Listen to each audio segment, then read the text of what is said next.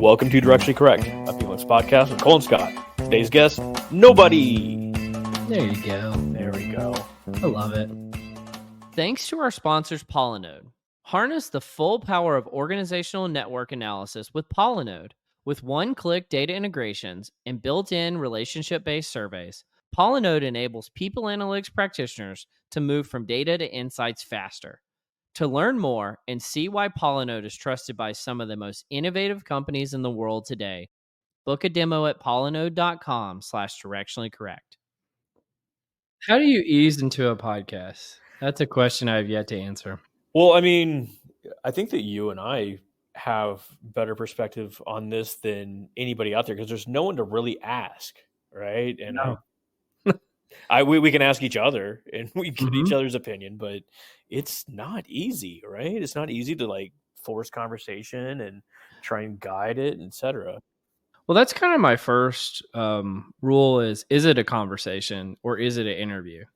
And if it's an interview, it's not fun, generally speaking. But if it's a conversation, it has the possibility for fun. I mean, like I strive for us to get more conversational, but it's tough. It's tough. It is. Everybody when that little red light goes on.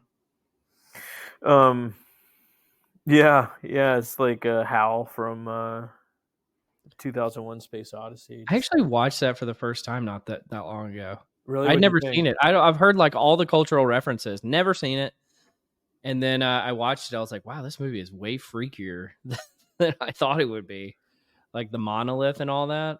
Oh, at the very beginning and end. It's been I like think 10 there's years a of really trippy, like 20-minute section at the end where it's just like going through, like it looks like a lava lamp most of the time. Yeah. It's a very crazy, trippy movie. I was like, wow, they used to do wild stuff in movies back in the day. Oh, that's Stanley Kubrick, man. Yeah. I don't think there's dialogue for the first like 40 minutes or something like that. 2000. Yeah. It's like, talk about what you can't get away with in 2023. Sorry, I'm trying to Google it real quick, see if I can figure it out. But yeah, there's no dialogue until they break into like ostensibly modern times. Mm-hmm. And then a lot of it's just like setup shots. So like the guy on the space station, like running, like that's how he's getting his exercise, and the other guy eating his little like protein meal in the TV tray, you know? Yeah. Well, it's very bizarre. It's just a very bizarre movie. I liked it though. I was like, I wish they made more movies like this, you know? I mean, that would be relegated to like art house sort of stuff, right? I guess. I feel like there was a time where popular movies could also kind of stretch boundaries. Now it's like another superhero movie. Great. Or like, let's take a TV show from the 80s or 90s and turn it into a movie with or reimagine it, which is not good either. Yeah. Yeah, you don't really get these sort of creative movies, and when they like hit. Well, I mean, in my mind, like the movie industry is over. It just doesn't know it yet, you know? How so? Well, it's like, I mean, I guess like Napoleon is out right now. There was Oppenheimer, there was Barbie, but there's just not the level of blockbusters that keep the whole industry afloat like they used to have, you know? So like two thoughts here. How did that come about? Like where we don't have Space Odyssey 2001? Is it because you got so much corporate? As soon as you get bureaucracy, that's the antithesis of creativity, right? Yeah. This is people trying to cover their ass and like understand exactly what the customer wants and all this sort of stuff at the expense of, hey, let's make something great that's really compelling. Well, I think it went from, to use a metaphor, from like a venture capital model to like a regular investment model. Meaning there was a point in time where you would make like big bets and sometimes they pay off and sometimes they wouldn't. And so you lose money, but you also make up for it with these huge hits like, you know, Star Wars or something, like the originals. Whereas now they're wanting to just like get a stable return on these movies. And the only way you can get stable returns is with known commodities. You can't ever take a risk. right? I think that's fair. So like, take something like the Blair Witch Project. It was made for like $100,000, and let's say on the back end it made $10 million. So net profit 9.9 million dollars. Great. Or you could make Thor for $300 million, and it makes $400 million. Net profit $100 million, despite the fact that you spent way more money creating it. Yeah, I think it's not about the profit. I think it's about the risk taking.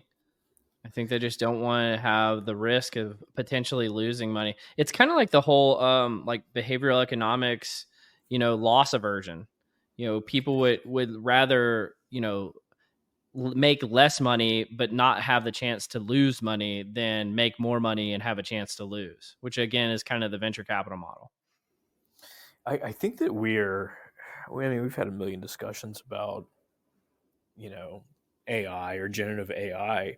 I think that we're going to reach a period where, I mean, it's already right now where someone will tell me about a TV show, and I'm like, I don't know. There's 4,000 TV shows you're telling me about, and I can't keep up with all of them. But I think there's going to be a time where you're going to have personalized TV shows and movies for you based on what you enjoy, and it won't be relevant to Cole because it's only relevant to Scott.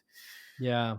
Oh, I'm so glad you brought this up, because I've been thinking about this concept lately. It's like there's like a trend in society where you went from, I don't know, like in 1950, there's 3 television channels and everybody sees the same stuff, Yes. to ultimate personalization. So it's complete conformity to complete uniformity. Or did I say that backwards? Yeah. I got you. Yeah. And it made me think of the movie. Or did you ever see the show on HBO, Westworld? Oh, I loved Westworld. Yeah. I love the And like original movie too. It's great. yeah. When in the first season of Westworld, it's like everybody shows up to this metaphorical universe of what it was like in the old Wild West, but you got to choose your own adventure. So no two people had the same experiences at this theme park. You want to go kill a guy, go kill a guy. Mm-hmm. You want to go do some lewd behavior, go do some lewd behavior.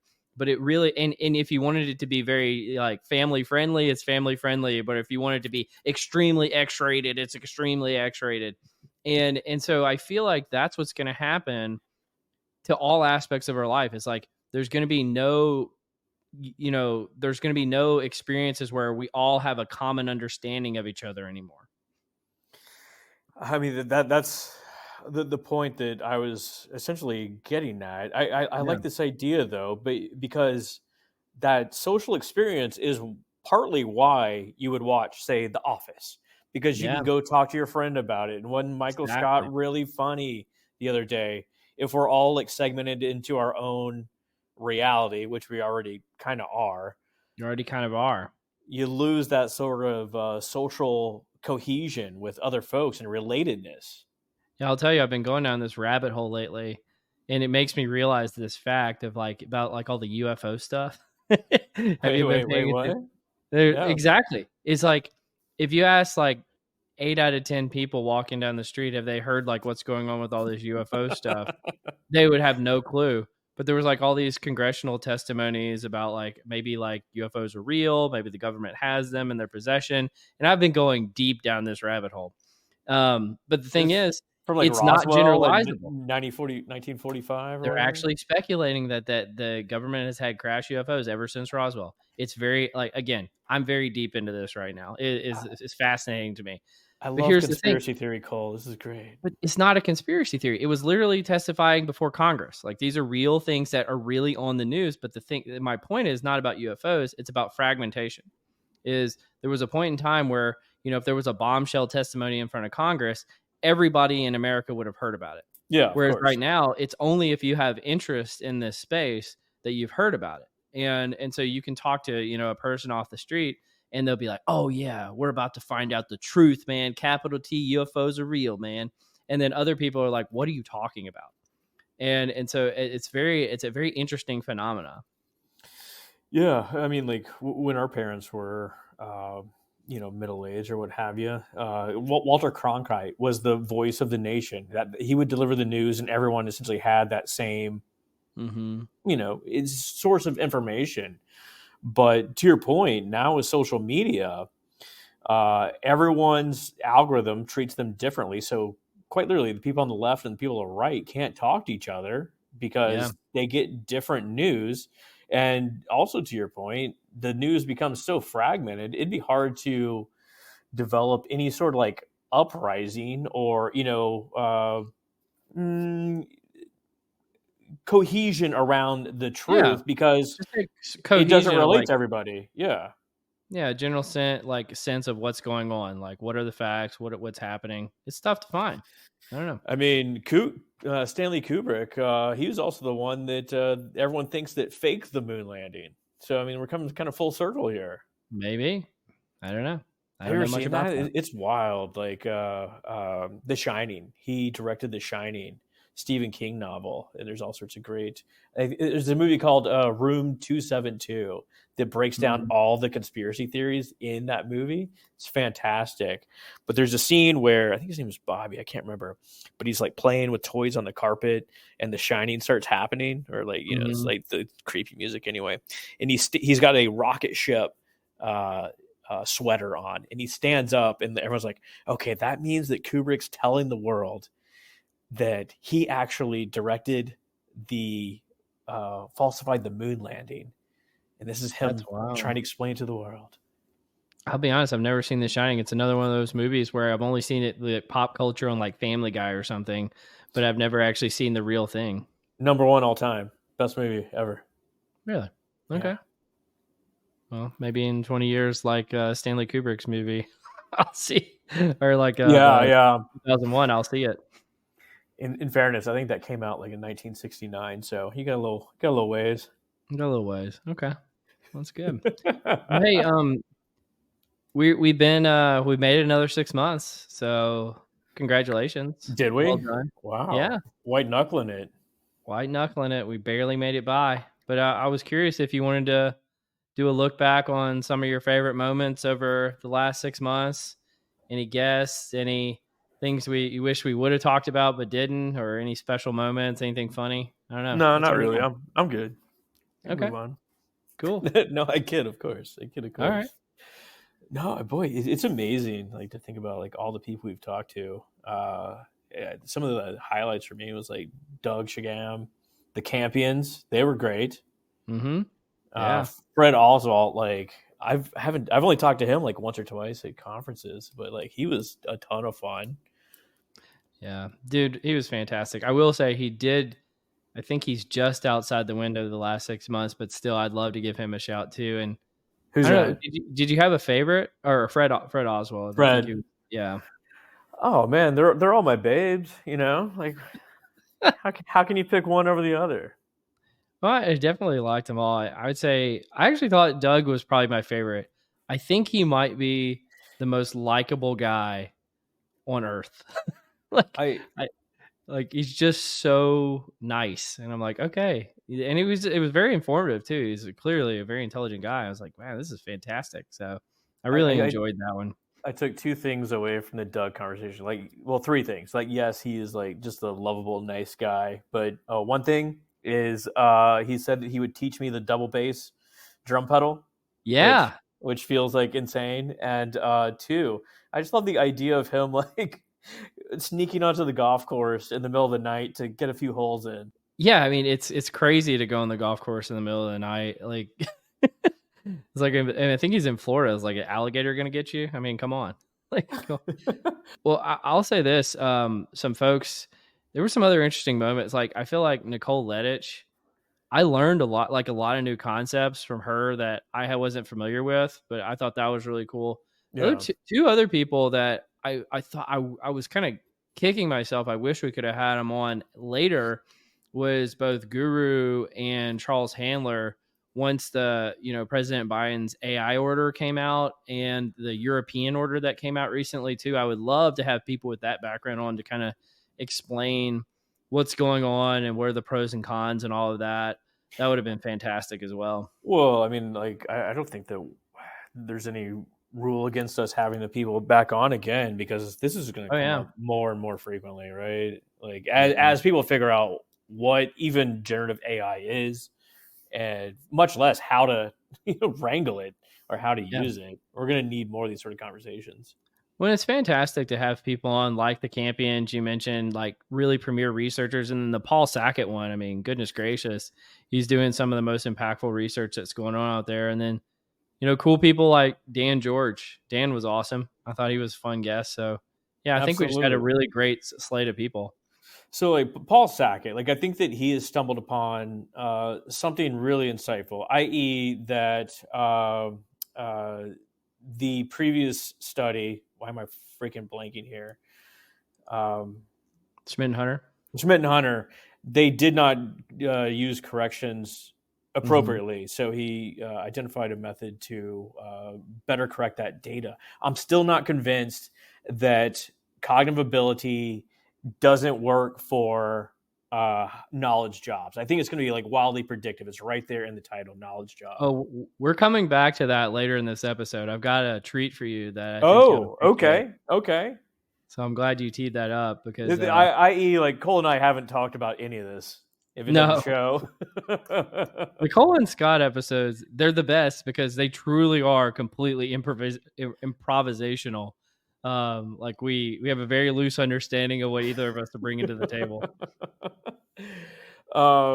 Yeah, I mean, just a ton of actual great guests, and I know that you've secured most of these. Like, super thankful to you. Oh, come on, man! It's a team effort. Like Alec Levinson always says, people analytics is a team sport. So I think this podcast wouldn't be what it is without both of us and the amazing guests that we brought on. But I think I've said this before, and I don't mind saying it again. The Cole and Scott episodes are my favorite. They're fun. Oh, absolutely. But we are coming up on 2024. Yeah, when this thing comes out, it'll actually be 2024. Actually, man, living in the future, just like Stanley Kubrick. Yeah, wild movie. Well, do you have any? I know last year we had kind of put out some New Year's resolutions of what we were thinking about for the upcoming year. Do you have any New Year's resolutions for this upcoming year? Well, I mean, that's where I was coming to right there. Like, what do we want to get out of 2024? It feels like so much of life is just kind of like a flow. You kind of get sucked into like the stream and just kind of like carried along. So inertia. Yeah. So one, I'd like to prioritize the work that I want to take care of. I get asked to do so many different things, but I want to follow the energy. Like, where's the energy taking me? What brings me joy and that sort of thing? Which leads me to like point two. Like, there's been several projects, largely creative projects, that I've been thinking about for anywhere from 5 to 10 years. And I haven't made any progress on them whatsoever. Like, even just like a small, like 30 minutes, just do a little bit, make some sort of headway would go a long way. So I'm going to start trying to get into the sort of things that bring me joy. That's my 2024 plan. What about you, dude? We're going to have some eddies in the flow of the river. I love that. Eddies in the flow. Yeah. Actually, more like build my own canal. That's what I want to do. I'm going to go. Like a channel off to the side. Well, do you have any like of these ideas you would want to pursue for like 5 or 10 years that you'd be willing to share? I already shared one on the pod with one of our guests. I can't remember when, but essentially create a Harry Potter style portrait in my house. So essentially record people, have them sit there for 5 to 10 minutes, look around, this sort of thing. Put it on I'm thinking like a Raspberry Pi right now, buy a monitor, put a little frame around it, just have it on a loop. Raspberry Pi draws almost no power whatsoever. And it'd be like a fun like conversation piece. That would be. So I have to go a layer deeper here because I think it's an awesome idea. Who are the people going to be? That's the big question. Like, is it going to be me? Like, am I going to be on your wall, or who is it going to be? Strangers? Like, who is it? Well, it wouldn't be strangers. I mean, like trying to talk a stranger into sitting there for 5 minutes would be a heavy task. I think you could do that in Seattle. I think they'd do it. Shit, you don't know the people here. They're cold as ice. My God, people here are cold. No, like close friends and family. We'll see if you make the cut. We'll See see. if I make the cut. All right. They'll See give if me you make the something to cut. aspire to. That'll be my New Year's resolutions to make the cut. Yeah. You'll start calling me Scotty, Yeah. like the close people in the inner circle. Maybe. Or I don't know. I don't know if I'm willing to make that sacrifice. Yeah. But I have a couple other projects, but I won't bore people with those sort of things. But I do love the idea of a Harry Potter style painting. Maybe we could even like layer over some sort of like effects, so it actually Yeah. does look like a painting. That's a But fantastic idea. what about you, bud? Yeah. I've been thinking about like so 2 years ago, I just think it's really silly to do New Year's resolutions that you don't keep. Like, oh, I'm gonna lose 15 pounds this year, and then it doesn't happen, right? Or you give up in like January or something at the end of January. And so, like 2 years ago, I did the kind of getting my name out there Yeah, and really kind of stuck with it, to this day. Last year, I said I wanted to kind of decrease the delta between my public self and my private self, and I really like I don't know if you'd agree with this, but I really tried to lean into that more on the pod this past year of like, in the past, I'm like, I always want to sound smart. I always want to like, be the guy like that's never vulnerable or anything like that. And I've really tried to, I don't know, try to lean into that a little bit more and made some progress in that area. And so kind of within that vein, one of the things I've been thinking about lately is like keeping my ego in check and like, in your career, one of the things that's it's always been important to me is like getting credit for doing good work. And I think one of my New Year's resolutions for this year is to not ever worry about taking credit for things and giving credit very generously to others. And I think that like on the personal front, also kind of related, I made this LinkedIn post not that long ago about doing personal coaching for other folks in the people analytics space. And I'm pretty excited. I'm probably going to be coaching a few folks this next year on doing people analytics more effectively and hopefully, making some other folks shine. And so I don't know, I'm just kind of excited about that as a New Year's resolution for this coming year. And again, hopefully I can stick with it. so you're going to take credit for the coaching of people by not taking No, credit for I want them coaching? to, I want them to shine. Tell me more about that. As far as like taking credit, because I have an orientation to it. But Yeah. what do you mean? Like, Well, like I find this. You've heard me rant privately, but also we've talked about a little bit on the podcast of my disdain for performance reviews and that type of thing. yeah, But one of the things when you're working in like a corporate environment and you're trying to work your way up the ladder, you want to get ahead in the world. Is like I put into my mind how I had to like shine on a lot of things so I could get credit for them later on my performance review. So then I could get a bonus or a raise or a promotion or whatever it may yeah, be. And so it was like the performance reviewization of my life. And I feel like that was like becoming like malware in my personality, where instead of being a cool guy, being collaborative, being, like, I actually don't think I'm a person with a really high ego, but it was making me be like an arrogant, high ego type person in the workplace. Cause I'm always like, I gotta do good. And like, I just don't think that that's serving me well in the long run. And so how can I, actively take a stance to kind of Well, like counter? you're always like looking at the scoreboard and see how many points you've put up, that sort of Yeah, thing. exactly. When I think that's why those kind of systems exist is because they want to Yeah. incentivize people to look at the scoreboard so that they perform better. And it's like, well, what if that's a short term versus long term problem where maybe it helps me in the short term, but it actually hurts me in the long run? And maybe I should take a more long term orientation. And I think this is kind of my viewpoint on it. I think it's super admirable to do that sort of like self reflection. Not many people have that sort of self awareness to understand, or like just like think back about like how they react to situations, this sort of thing. Yeah. As far as like getting credit, my orientation is I have a very collectivistic sort of outlook on life. Like I'm Mhm. definitely good to help everyone out and that sort of thing. And I don't necessarily need to get credit for things, but I'll be damned if someone else is going to get credit for what I did. Fuck that. Fuck Yeah. that. Uh, I was at a party the other day and like I told someone a joke and then like they told that same joke to other people. They were laughing. It's like, oh no, you don't get to fucking steal my joke and just like pass it off as your own. Well, I actually, I think that's funny, first of all. But I've been thinking about like, what if like this is pretty what I'm about to say is pretty radical, and I'm not saying that I'm gonna fully live up to this standard, but like, what if only other people got credit for my actions and I never did? And that could be like a really powerful way of keeping my ego in check. Like, what if only other people got credit for those jokes? Again, I don't think if that's necessarily even reasonable, but that's kind of this mental model I'm playing with in my mind. Is like, wouldn't that be a really kind of interesting way of being in the moment? It's very giving. It also goes against what you were saying earlier about like, how do you get ahead? Like, you got to show some sort of score on the scoreboard. Exactly. I find myself like being like, I really get annoyed. I think of myself as creative. I have a lot of creative thoughts, and I run across a ton of people that have no creative wherewithal whatsoever. They never had a creative idea in their life. Yep. That's what gets me. Like, if I come up with something creative and they try and take credit for that, like, no way. Oh, I totally understand. I felt the same way, you know.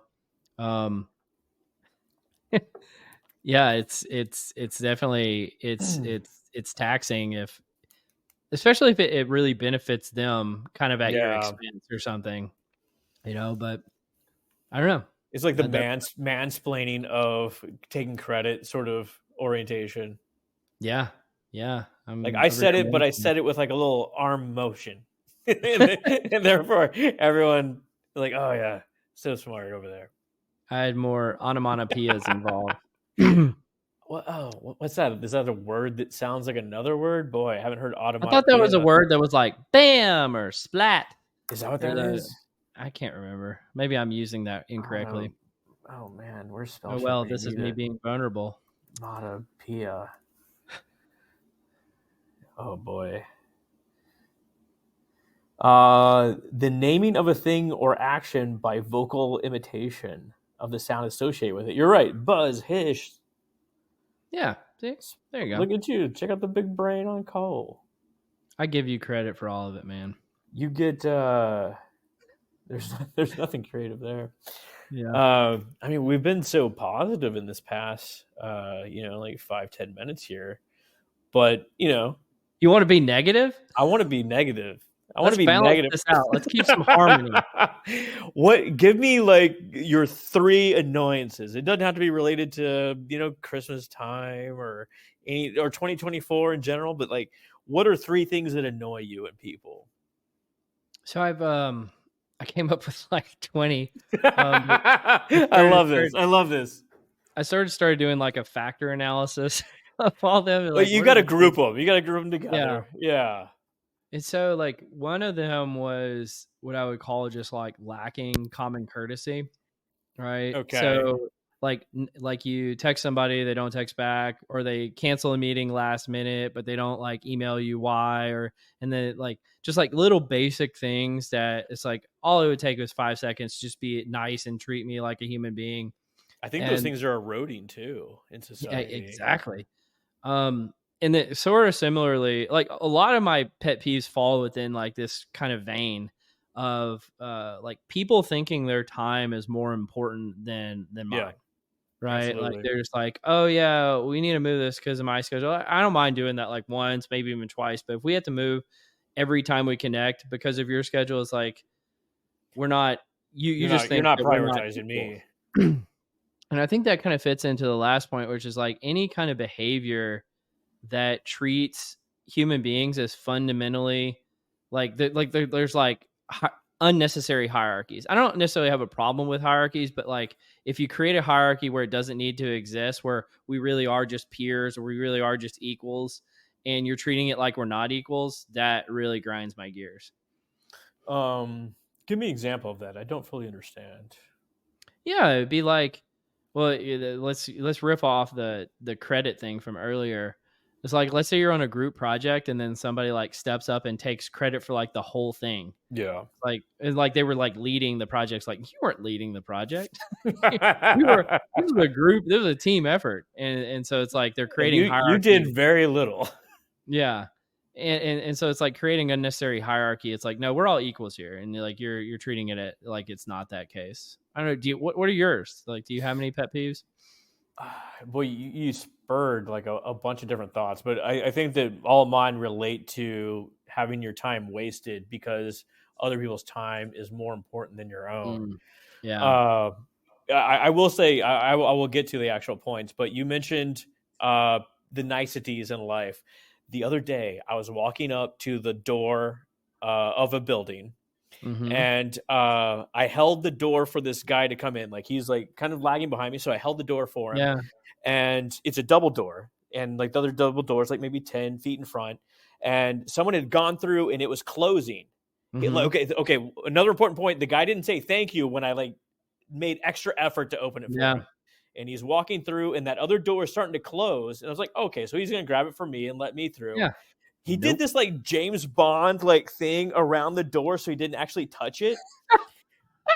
And I was like, what the fuck? I called him an ass. He like slid around it.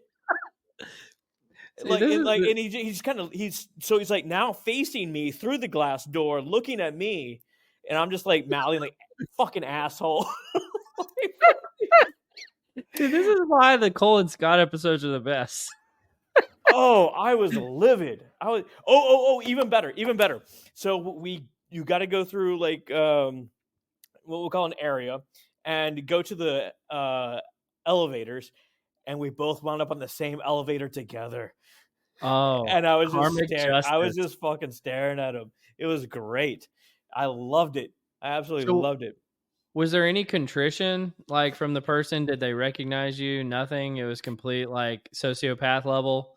He realized that he had offended the gods or what have you. Yeah, He didn't the say natural anything. order of things. He didn't. He felt the weight of my ire, like just the ambiance of it. But like he wanted to get off that elevator so quick. He didn't ever say a word to me. But like this like slithering spy move to like get past the door without actually touching it. Oh That's my just perfect. That's lord. classic. You know what that reminds me of? That's like Seinfeld, right? Like that's definitely Yeah. something that would happen on like Absolutely. a Seinfeld episode. Absolutely. But that was an unplanned annoyance, and that annoyed me to no end. Yeah, that's awesome. The actual annoyances, okay, they're. I mean, you could actually say this for most of these in all drive-through context. People that stop and check their food in the drive-through, like before they actually Oh, get going, like especially if yeah. they move up like 3/4 of a car length and at the Mhm. window, not enough for you to actually get there. So there is decorum for doing this because I actually do this, but I pull up far enough Yes. because we've had this. I don't know if it's just me or whatever, but like we've had this like string of issues when you do drive-throughs where they just leave out like half your food. Yeah. And so I've like started having to check the bag every time. But again, you have to pull up a reasonable distance so that the people behind you aren't being screwed over by it. Especially 3/4 length of a car. So like you're no Yeah. longer from the window. They can't get to the window. You're gonna have to go inside anyway. Yeah. Right. Yep. You got to park, So you know. yeah, I mean, like, so just go ahead, pull up, let life take its course. People that have to get everything set in their car before they actually back out of a spot or get going. So it's like, of course you got to do your seatbelt and this sort of thing, but Mhm. got to get the right radio station going. Got to like, check the mirrors. Got to get everything. It's like, no, you're wasting time. Let's What get are out of those here. people doing? This is one thing I've learned that I do not understand about other humans. Like, what are all the things that you have to do in your car? Like, I literally get in, I turn it on, I pull out. Like every time. I don't understand this concept. Like, there's people who spend like 15 minutes, like just doing stuff. I'm like, what are you doing? I guess they're like putting in the Google map. I don't know. I don't know. Yeah. It's fascinating at a human level, but it's infuriating when you're trying to pull into a spot at like the store or something. There is a study. I think it's in I think Christakis and Fowler. I think it's in their book where they measured how long it takes someone to pull out if someone is waiting, and it is like an extra like 42 seconds or something like Yeah. that. I don't quote me on the actual number, but it is significantly longer than if no one were waiting. That's like Schadenfreude or something like Oh yeah, like I'm just gonna make life hard for these people. Yeah, that's oh well. That's a little Uh, I guess. and finally, once again, talk about like wasting people's time. Like people that will filibuster you. It's like just go ham on a conversation that you're like, just get to the point. I don't know what you're talking about anymore. You're just rambling. I'm just gonna run out the clock. Just We got a 30-minute meeting. I'm definitely talking 28 minutes of this meeting. I guess that is a strategy, right? Yeah. Just never pass the ball to anybody. No, I had an old boss that did that actually. I think it really was a strategy where they're like, we have a limited amount of time each week. I know you have stuff you want to ask me, so I'm just going to talk the whole time so you can never get to it. What? That's no way to live, man. Just it'd be like watching like Iowa football. Just like we're never gonna score, but we're never gonna give up any points either. Good reference, by the way. Well done.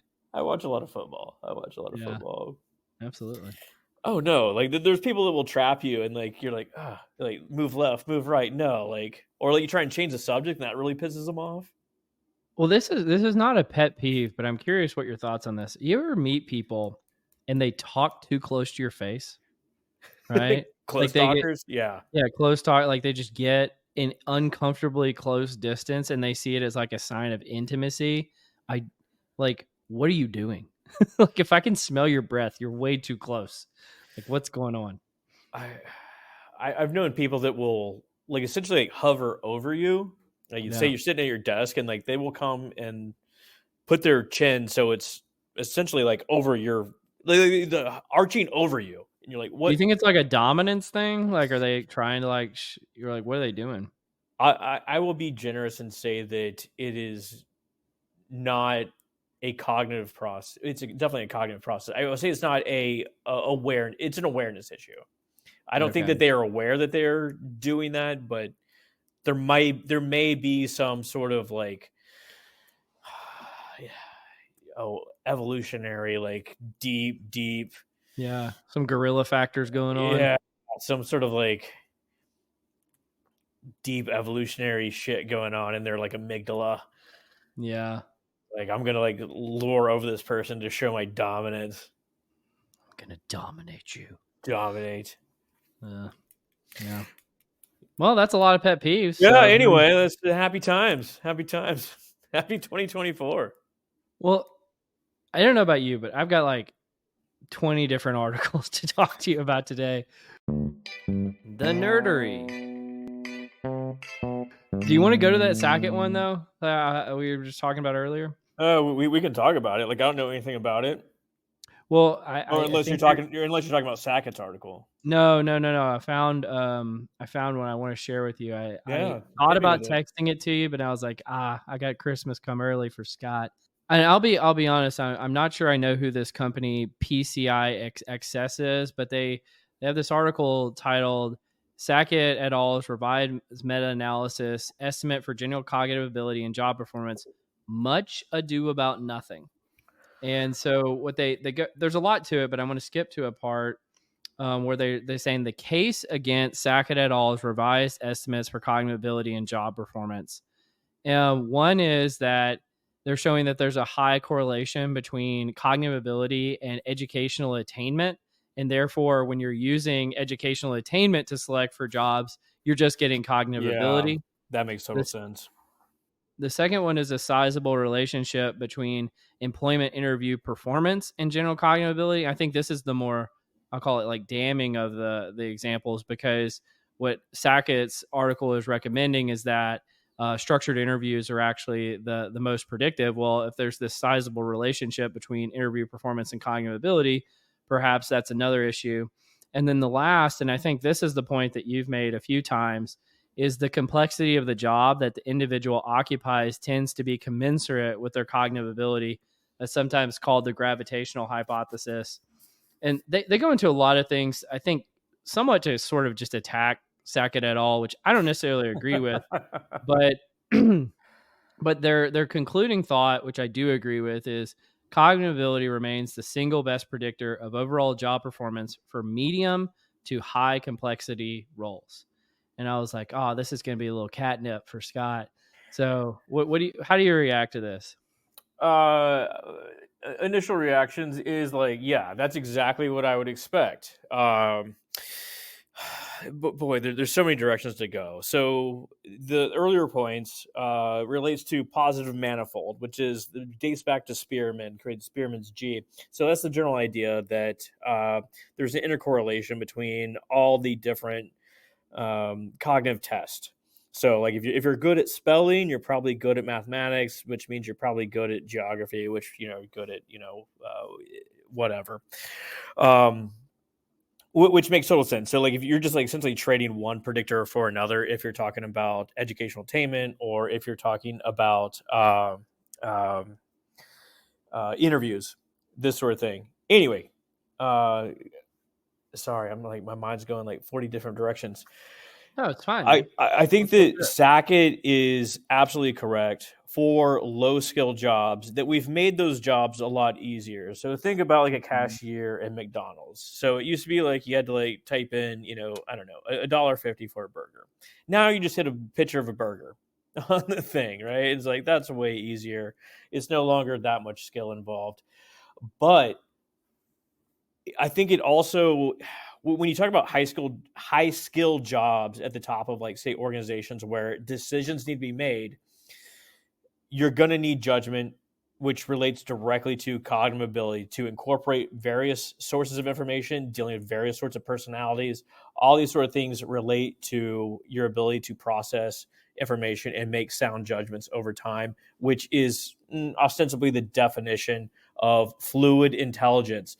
That's another like sort of bifurcation we can talk about, whether you're talking about crystallized intelligence or fluid intelligence, i.e. Cattell's sort of model. Yeah. But the name of the game is fluid intelligence, and it dictates your ability to walk through a foreign airport and get to your destination. It dictates your ability to take on new information and like incorporate different bits of information and make sound judgments.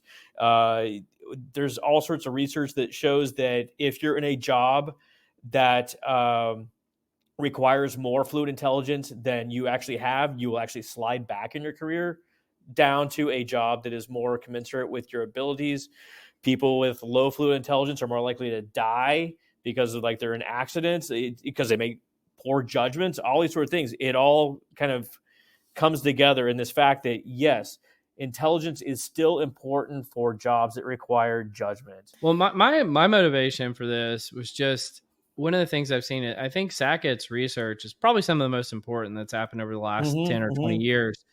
But there's been an overreaction to it. And the article talked about that there's folks that are calling that cognitive ability should play no role, or it plays no role in selection systems as a result of the research. And I was like, that's a complete misinterpretation of what he found. Yes, and absolutely. So I think it's important that when you're doing science, that you call balls and strikes and say like, yeah, his research is really important, and it does kind of turn some things on their head, especially about concurrent validity studies versus predictive studies.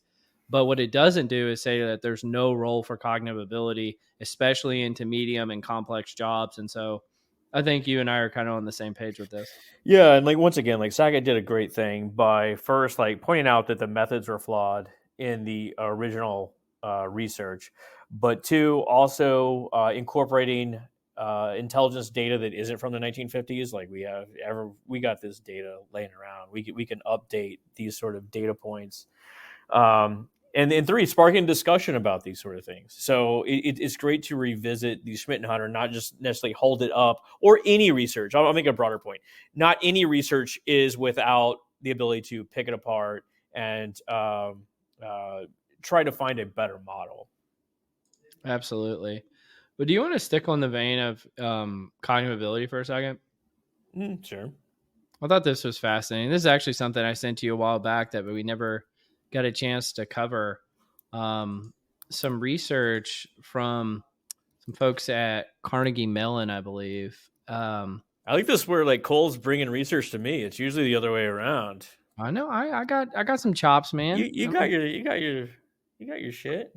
But it was in the journal Science, which again is very, actually I think the most preeminent publication out there. But it's evidence for collective intelligence factor in the performance of human groups. So what they found is that cognitive ability has usually been thought of as a individual factor, but they actually found the evidence, pretty strong evidence, for a term called collective intelligence, which reflects how well groups perform, even when you control for things like the diversity of the group.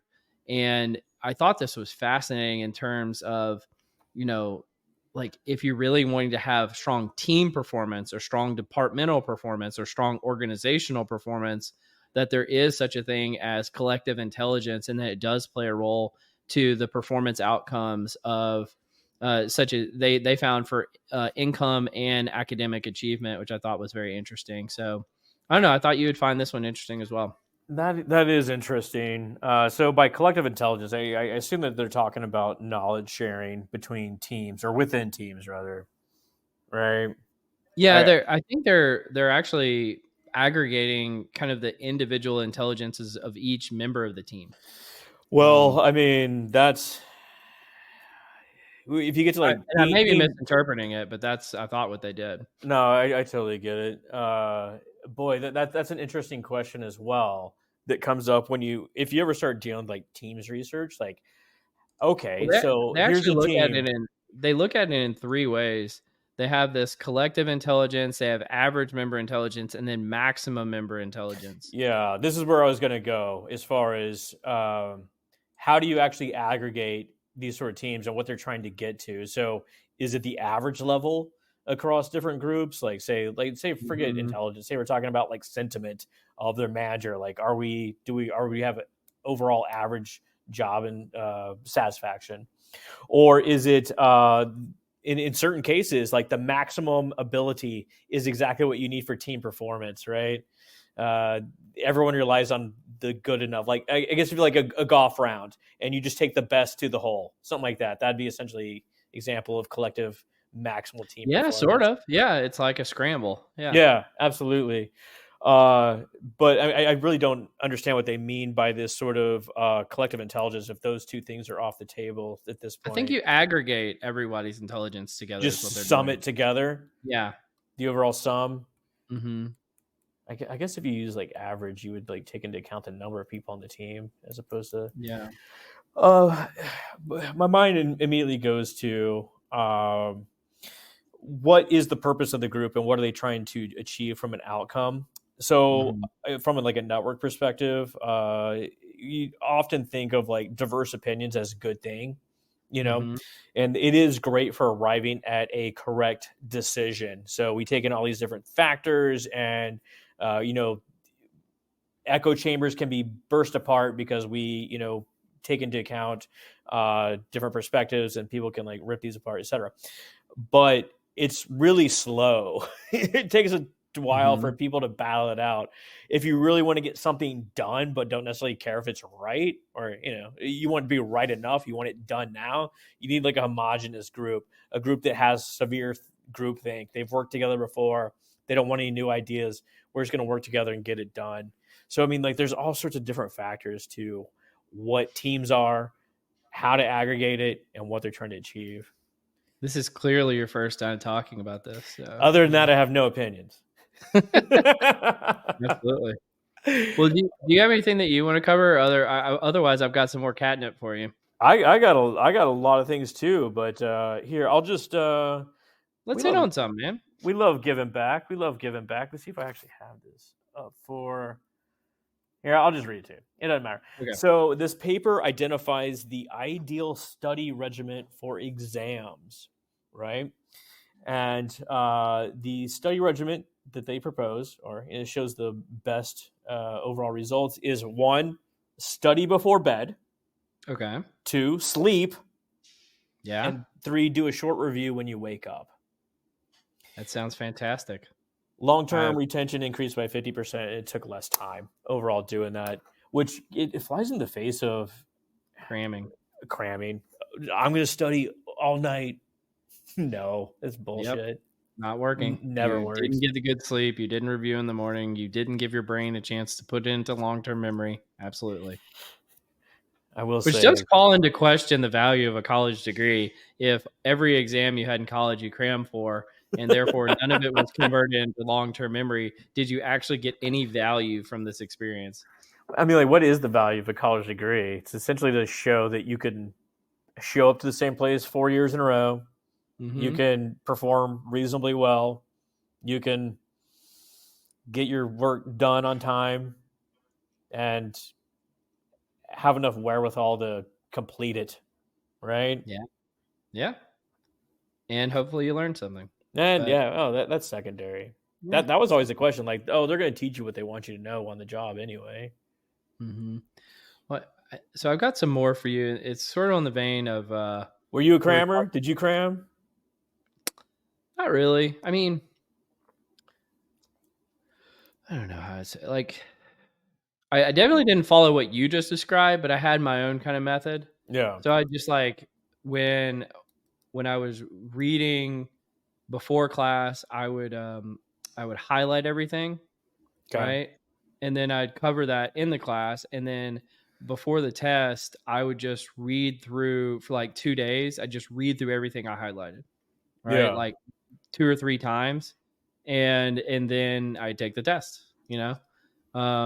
And so I guess there was a little bit of like repetition involved. I generally tried to get good sleep, I guess you could say, but I never did like the last minute reviews or really that much cramming unless I just was in a bad place or something.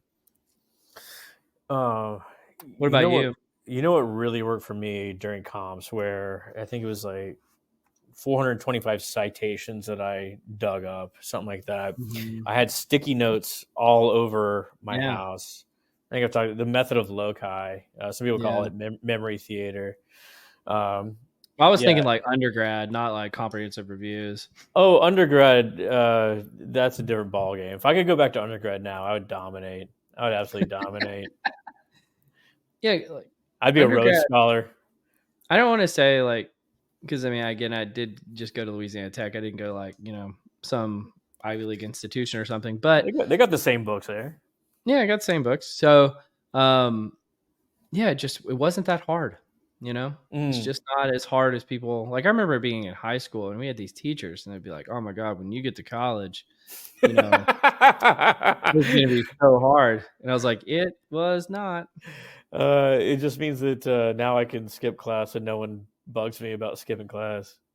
Yeah, absolutely. Well, I've got an interesting one. Do you mind if I take the ball for a second? Oh, you're gonna do something interesting. Okay, I see how it is. Well, so this past week, Spotify announced some layoffs, and I think they actually got a lot of like positive publicity about ethically how you would do a layoff effectively, because people were like, they were very generous, I guess. But buried within their layoff announcement, there was this. I guess they had found by most metrics, we were more productive but less efficient. And what he's talking about, the CEO, is that Spotify was one of these trailblazers for remote work. And what they were finding is by a lot of these metrics, they were doing more work rather than contributing to other opportunities with real impact. And so like the basically what they're saying is their productivity went up, but the quality of their output was going down related to their work. And I thought this was fascinating.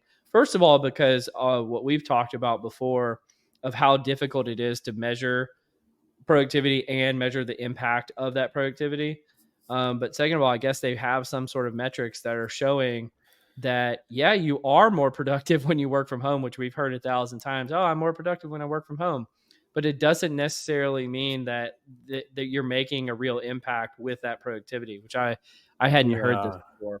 Yeah, this has been the concern since the start of the pandemic, when people said, like, I can go home, I can write papers, I can make my PowerPoint decks, I have fewer interruptions, I'm producing all this work, but what does it mean in the end if you're just like pushing paper, really, if you're not moving the bottom line?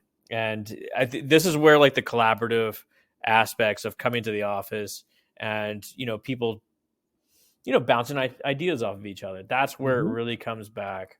And that's really, really fascinating. I actually thought you were going to go a different direction with this, but no, I mean, what direction would that be? Well, you said ethical layoffs. And I saw this like TikTok of an organization doing mass Zoom layoffs. They get like 60 people on the call, like, hey, everyone on this call, like, yeah, you don't work here anymore as of right now. Yeah, there's been a lot of that over See the y'all last 2 later. years. Good luck. You know, I mean, once again, like just because you are doing great at the house and you're killing it as far as like producing. well, do you mind if I reframe it a little bit? Sure, go for it. Like, and I think this makes logical sense. It's like at a complex, or we've talked about complexity before, and how an organization is a complex system, and you really, it takes all the different factors to make the outcomes occur for the organization. Yeah. Do you think that if you as an individual are the only one performing and you don't need any touch points with other people, all you need to do is to do what you're working on, no collaboration, no idea generation, nothing, that it's actually going to make a massive impact on the organization? Chances are very low that that's the case, because to make an impact, just kind of by definition, in a team-based work environment, it requires connections with other people, not just lone wolf performance. Yeah, I mean, the idea of a lone inventor out in the wild, like it just doesn't happen. Like you never really see this sort of thing happen.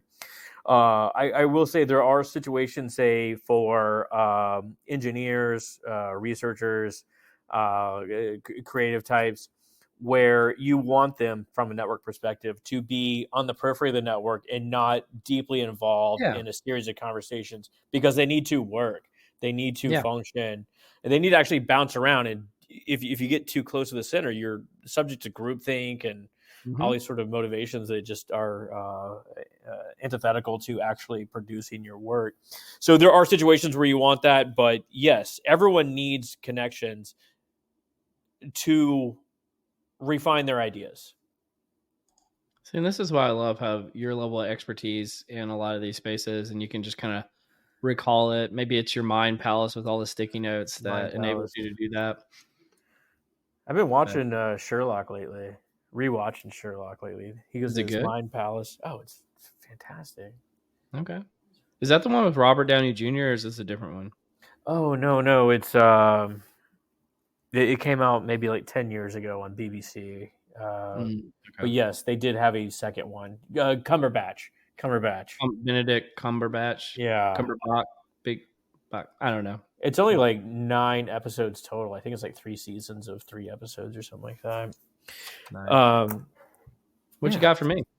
What I got for you? Have you ever heard of the garbage can model of organizational choice? I have not. Tell me more. This is fascinating. So it describes organizational decision making as essentially anarchy, really controlled anarchy.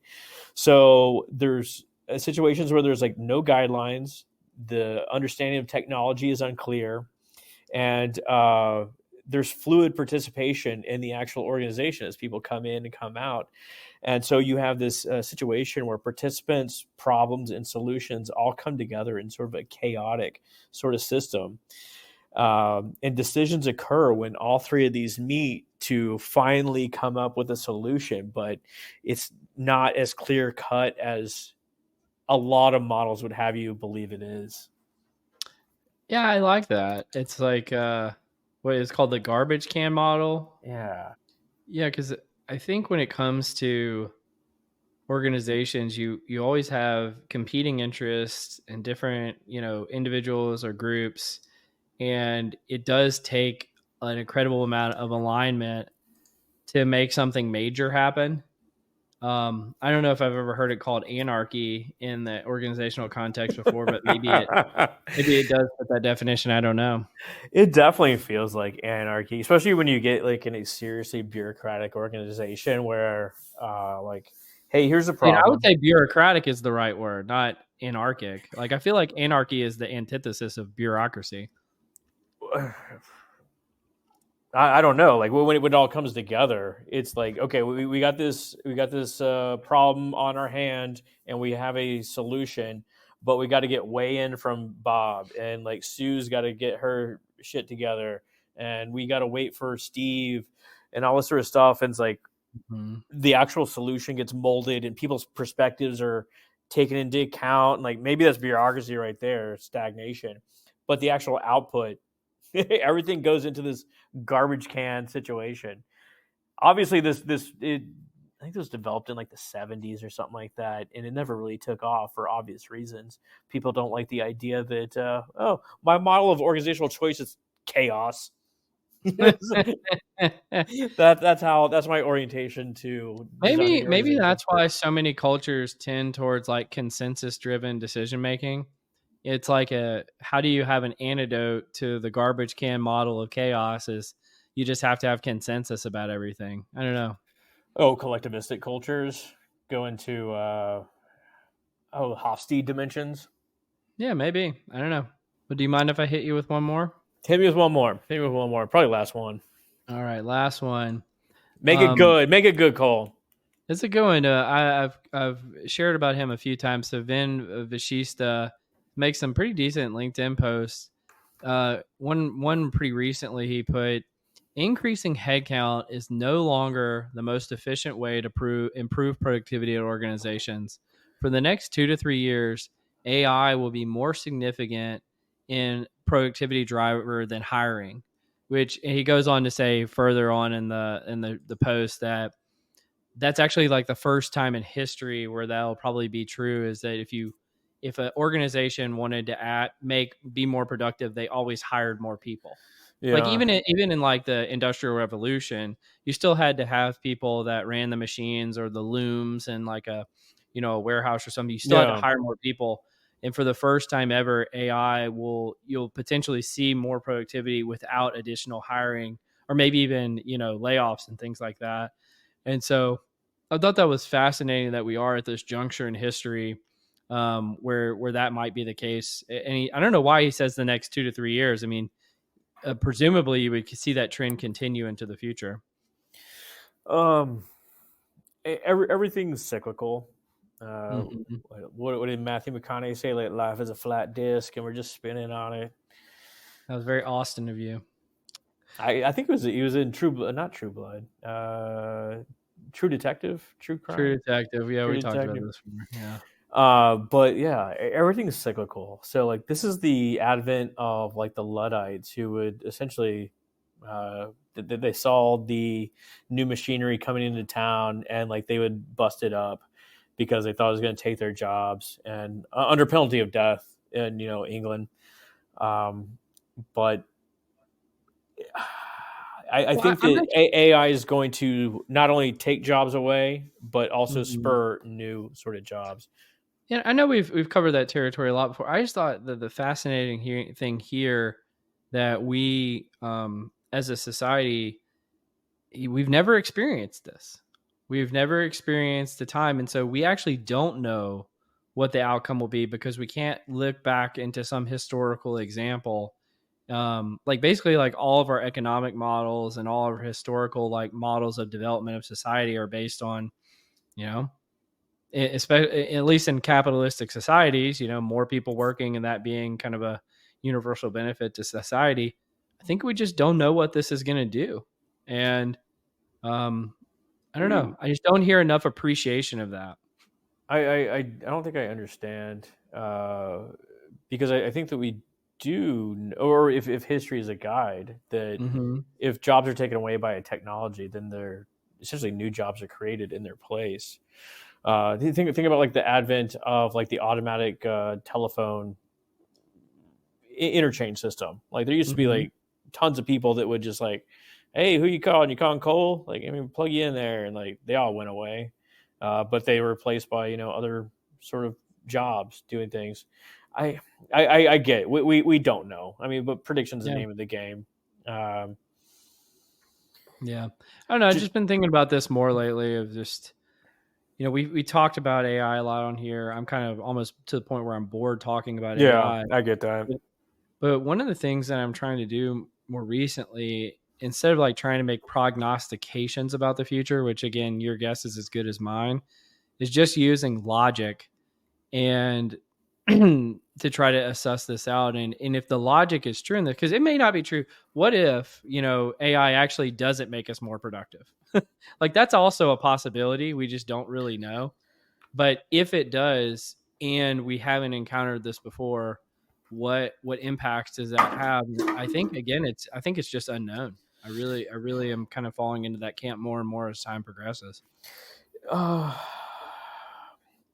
Yes, and I think that the technology is the worst it's ever going to be, and we've heard from other people that we've had on say essentially things like, I asked to do something and I had to ask it 10 times to do something. Then I threw my hands up in the air and just did it myself anyway, just because it wasn't doing what I wanted to do. In that case, is it benefiting your productivity? No, clearly. All right. It's got to get better. It's got to get better. It will get better. But I mean, there's still like room for human judging. I got to think. I got to hope. Otherwise, I welcome our robot overlords to do whatever they're going to do. I don't know. I think, I guess where I'm going with it, like imagine a scenario where, like Google used to have, I don't know, 10,000 people and it made a lot of money. Yeah. And then it grew to like 150,000 people and it still made a lot of money, but it wasn't that much more money. But to get that additional money, they always hired more people. Imagine if Google never got past 10,000 people and they kept making more and more money, right? And there's productivity plateaued, or their hiring just plateaued. So it's not saying that they never hire another person. It's just saying all the additional gains came from AI, not more hiring. Oh, I think that I don't know if we're like beating the same point to the death. I think that technology will always replace workers, but there's going to be other room for it. Yeah, fair enough.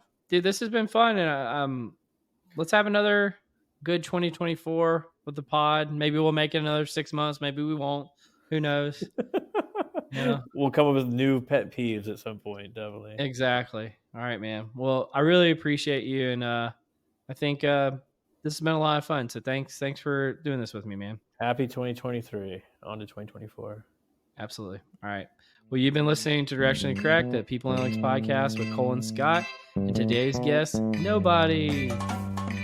All opinions are our own and do not reflect those of any other organization. You've been listening to Directionally Correct, a People Analytics podcast with Cole and Scott.